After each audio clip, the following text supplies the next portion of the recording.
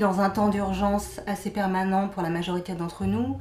Nous sommes à une époque où la technologie est galopante et elle est dominante dans bien des domaines, y compris chez les enfants, puisqu'ils sont quand même très addicts aux jeux vidéo. Et donc si on veut que le monde s'humanise, enfin, en tout cas, quitte cette dimension très... La femme sauvage est là, c'est la danse. Si on veut quitter cette dimension très technologique, très mentale, très... en tout cas coupée du corps, coupée de la nature, dans cette urgence perpétuelle,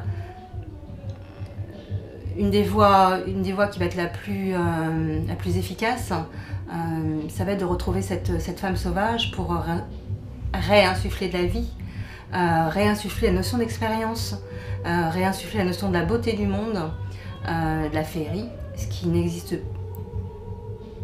plus tant que ça. Il y a quelque chose de très créatif avec les machines, mais on n'est pas dans le vivant. Un des grands projets de la femme sauvage, finalement, est de se connecter au vivant, c'est-à-dire à lâcher le contrôle. C'est une des raisons, et c'est l'autre grande raison primordiale, c'est effectivement ce qui se passe par rapport à la planète, c'est-à-dire que toutes les dimensions écologiques, du tri, etc., on est dans le faire. Ce qui est tout à fait intéressant, ce sont des prises de conscience. Mais la femme sauvage va permettre justement de retrouver ce vrai lien écologique avec soi-même, notre lien avec la Terre, et donc de pouvoir mener des actions, non plus pour sauver la Terre, mais simplement pour se mettre à son écoute et faire avec la Terre pour l'accompagner dans un changement et quelles actions poser pour effectivement que ce système d'exploitation qui soit à la fois de la Terre et du vivant, puisqu'on est exactement traité de la même manière que la Terre au final, s'arrête. Et dans le sauvage, il y a la possibilité à la fois de recontacter ce lien et l'énergie pour mettre en place.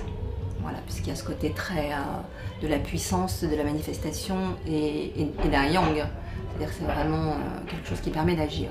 Mais qui permet d'agir non pas en partant du mental et d'une volonté, dans quelque chose de très volontariste, mais d'agir dans un sens d'interreliance, en contact avec son ventre, ce qu'on porte dans ses tripes, avec son cœur, donc dans l'ardeur du cœur et dans sa conscience. Donc de mener des actions qui sont plus reliées.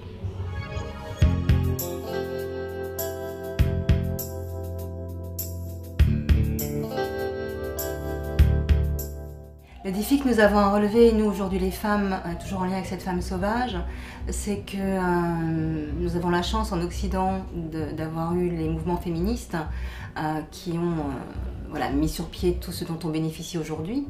Puisqu'il y a encore 50 ans, nous n'avions pas le droit de vote, la contraception, etc. etc. Et j'en passe, le sujet n'est pas là. En revanche, ce qui perdure dans la psyché de la femme, c'est des archaïsmes. Et un des archaïsmes qui est un de nos plus puissants freins, ce sont les enjeux de pouvoir avec le masculin.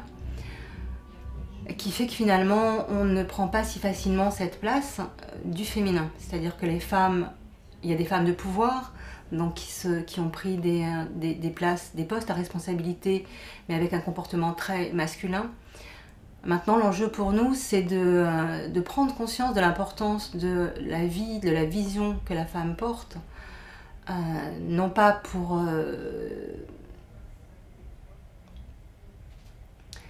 prendre une place, mais vraiment pour prendre cette confiance. C'est-à-dire que actuellement, ce qui se passe, c'est qu'on veut nous faire croire que ce qui est le plus important, c'est d'être efficace, c'est une forme de matérialité qui en fait ne correspond pas au féminin. Et un de nos gros enjeux aujourd'hui, c'est de se défaire de ce regard du masculin qui en réalité est très dévalorisant, même si c'est très inconscient, pour le féminin. Donc c'est vraiment reprendre cette confiance dans le monde que porte le féminin, qui emprunte beauté, qui emprunte paix, qui emprunte une puissance de créativité et qui est en relation avec la nature, enfin qui est un autre monde. Et il va nous falloir nous défaire de ce manque de confiance qui est le fruit de tant d'années d'archaïsme. Et pour aller vraiment rechercher dans notre psyché notre véritable puissance pour reprendre confiance dans ce monde que l'on porte.